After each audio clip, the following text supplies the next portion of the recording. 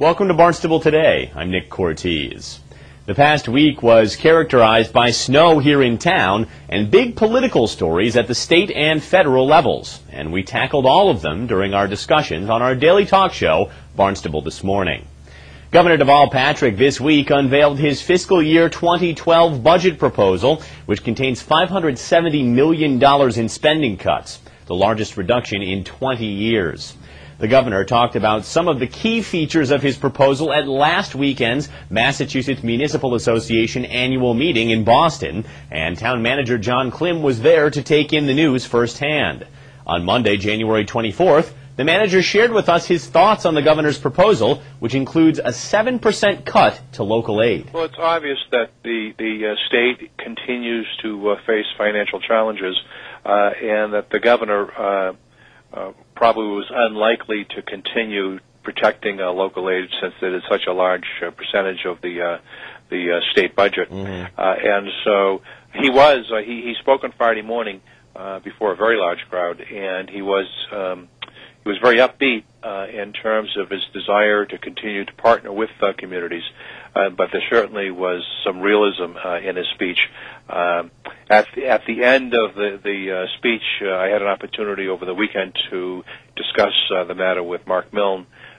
We had projected up to a 10% reduction in local aid. Obviously, the devil is in the details, not only in the governor's budget that he will be presenting this coming week, but obviously the months and months of legislative discussion and debate as well. So we're far from knowing exactly what the state will conclude on the area of local aid, but it is clear that while Chapter 70 is going up, which really reflects the fact that they needed to fill the gap because in years prior we received federal ARA money. Yes. That local aid is going down. As I said, the devil's in the details, so we're going to have to continue to work with our legislative delegation. And we're going to continue to use a projection of 10% reduction for budgetary purposes. So you think there might be an additional cut coming that hasn't been spoken about yet? Well, it's not only the total cut, it's how it is configured. The legislative process allows from time to time a change in formula or a change in perspective, and so it isn't just a dollar cut, it is how that cut is implemented, and we have no idea what the legislature's intent is in that regard, and so we still feel comfortable with the 10% cut projection that we have in the budget. It's crunch time for prospective college students of all ages looking to begin or continue their studies in the fall of 2011. The time is now to fill out the crucial free application for federal student aid, or FAFSA form. The FAFSA can be confusing to complete, and with that in mind, Cape Cod Community College is making the process a little easier on FAFSA Day, which is this Sunday. 4C's Communications Director Michael Gross gave us all the details on Monday's edition of BTM. The FAFSA is incredibly intimidating for some. It's paperwork that you have to fill out that essentially puts your financial life all in black and white. Yep. And it is, the good news is that literally this coming Sunday at 2 o'clock in our Grossman Commons building, there will be people there, professional staff members in the financial aid area, to walk you through page by page, item by item. People literally can bring, and we hope they will, bring all of their paperwork with them. And the simplest place to find out what you need is at FAFSA.org. Okay. FAFSA.org on the net. And the short version is bring the same data that you would use to fill out your taxes. If you don't have all the information for 2010, fine, bring 2009s. But bring that information, and it is critically important.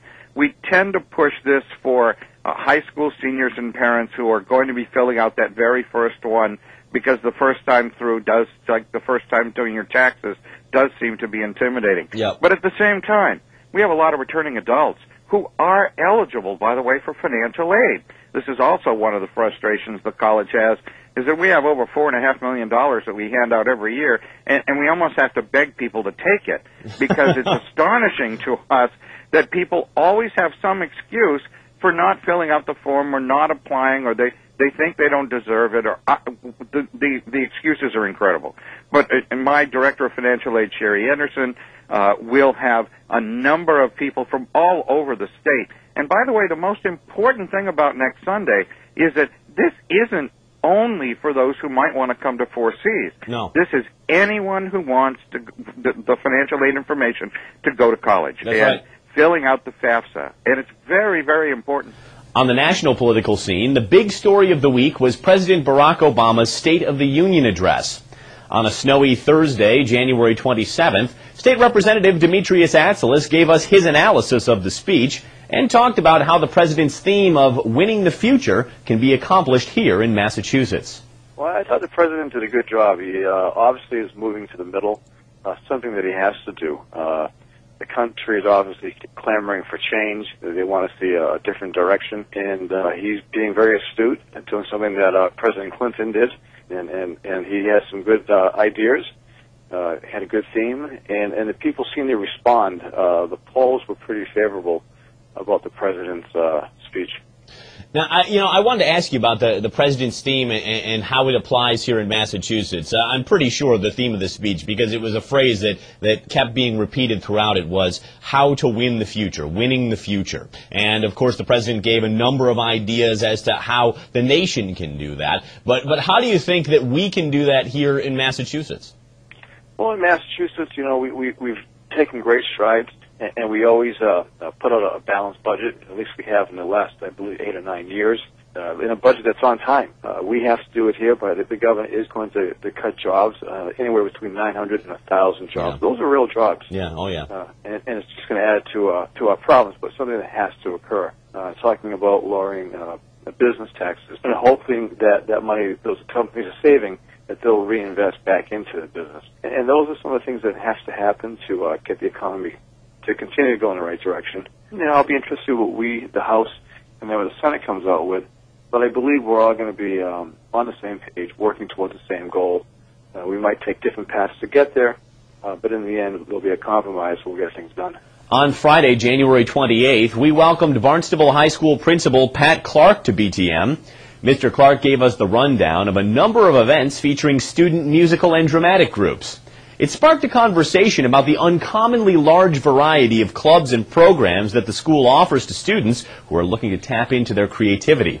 Here's what Mr. Clark had to say about the extracurricular offerings at BHS. One person who has the real national pulse, his name is Stan Davis, and he is a guru on school culture, and he has written a book that's a national bestseller called Schools Where Everybody Belongs. And we have contracted with Stan to come in to work talking about culture, talking about our anti-bullying program. And in a meeting here in Hyannis just last month, he said, of all the high schools that I deal with all throughout the nation, Barnstable High School provides the greatest opportunity for students to get involved.